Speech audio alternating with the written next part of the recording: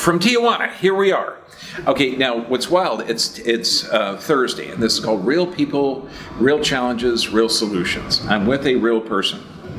She looks cool, but she's also real. So, Natalia, what's your name? Natalia. I know. Okay, what part of the world did you come from? I came from, I was born in Scotts Mills, but I was raised in Silverton. In Silverton? Where is that? What state? Oregon. Oregon. Mm-hmm. Now, that's the microphone. Okay. So imagine if you got friends like 8 foot back. Mm-hmm. I know. So now, I'm not a very loud person. No, you're doing really, really good. Yeah. Okay, so what'd you come down for? What were you looking for? Just to get my teeth fixed. Really? Mm-hmm. And so just coming down for the dental, and you started to see all the other cool stuff that we do. Okay, you just had like blood analysis, X-rays. I mean, all nerve scans, everything. Stuff. Awesome. Okay, what do you think of the stuff that we do down here? I love it. I know. You guys are like all under one roof, which is super cool. So we don't have to drive for like hours and minutes. Like you have to pack up, go to a different place.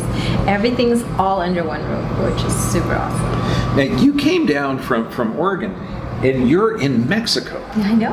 And so many people are afraid of this. Now, do you feel afraid or anything else, or it's like normal? No, this is very nice. I love it. It's really, really cool. Okay, and I mean, I bring my wife down, and she's cool. Okay,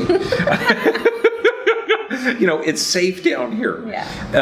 Now I know you came down with a bunch of family members. Mm-hmm. Okay, and what are they looking for? I mean, why are you taking charge of your health? Because it's unusual to see someone that's proactively taking care of themselves. Usually it's a victim mentality where, holy moly, doctor, tell me what I have, give me the drug. You're not like that. No, I want to stay away from drugs. I want to do everything that's natural as possible. Just taking care of myself finally, taking my own health into my own hands. Taking my own health. Okay, so what can you tell people out there, okay, that are afraid, because that takes a huge amount of self-responsibility. Yeah, it does. Okay, so you've got to think about like sleep patterns and diet and exercise. And we talk about physical, chemical, emotional stress. How can you tell people I mean, right now, by 2050, people are going to be woken up enough to say, wow, this giving person a toxic chemical to alter their physiology might not be really good. No. I know, our healthcare. Yeah. Yeah, it's everywhere. How can you get them to turn right now? I think the biggest responsibility is knowing what you need to do for yourself and taking charge of it and taking advantage of absolutely everything that's out there for you. So you are designed to live in the world. Yes. And your body is self-healing and self-regulating. Correct. I don't know where she gets this stuff. Maybe from the thousands of generations that came before you. Yes. No, everything comes to me for some reason. I don't know, and I just accept it. I'm loving it, and I'm just taking whatever comes to me, which was you. You came. This building came to me, and so I'm just taking advantage of absolutely everything that is given to me at the moment, and just enjoying everything. So, very happy. Okay, follow your heart. Yes. Okay, don't abdicate authority over your health to a pharmaceutically trained Pez dispenser. Okay. Okay, I mean, doctors, I know so many of them. I just spent a half hour talking with a couple that are loving and caring and beautiful and brilliant. Yeah, most of them are. Okay, I asked this doctor, I said, is inflammation damaging to the body or a healing process? And she looked at me and said it's a healing process, because it is. So you want that body to help that healing process. And the systemic inflammation can damage you, but you have to understand that that's the body doing everything it can to repair. I mean, I had such a really good conversation with them. Mm-hmm. You're going to like them. Yeah. Okay, now, and you'll meet them later. I'll show you. Okay. They're cool.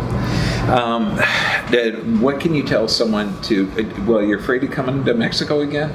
No, I want to come here again. It is really cool. I love it. I'm loving this place because I didn't know anything about it, but when I came here, I was kind of like hesitant, like where everything was. But right now, it's, you know, not my first day. I've been here a little bit longer, and I'm getting to know the place a little bit more. The people are awesome. I'm loving it. I don't want to go home. I do, but I don't. The bittersweet. the people are totally awesome. I mean, Yeah. every morning we get hugs everywhere with the staff, and we don't do that in Huntington Beach, but I'd like to incorporate it because it's just, it's cool. That was that because I'm a hugger, and it's like I don't know if the other person is. So that was pretty cool to find out. I know. Up there, you got to, like, you know, is your pronoun hug? Okay, down here, it's like, cool. Hello. Hello. Nice to see you again. Okay, come home to Mexico, okay? Or come home to Huntington Beach, but wherever you are, take charge of your health. Know that you were designed by God, you're designed to live on this planet, and your body gives symptoms for a reason. And that's clear. To let you know. Yeah, honest to goodness. To let you know It's not what's going on, and you need to fix it. So, yeah, like I had this one patient who, they actually had hip pain, but their hips are that of a teenager, and they're perfect. Not mentioning anyone, by the way. Thanks. You're the best. I know, it's kind of cool. Okay, can I do, okay, one time in chiropractic college, the ulnar nerve that supplies this area, and the instructor said, okay, pinch the inside of your medial olecranon process right here, and you're going to press on the median nerve. And he had every student do this. Now, within about 5 minutes, the pinky starts to burn. Yeah.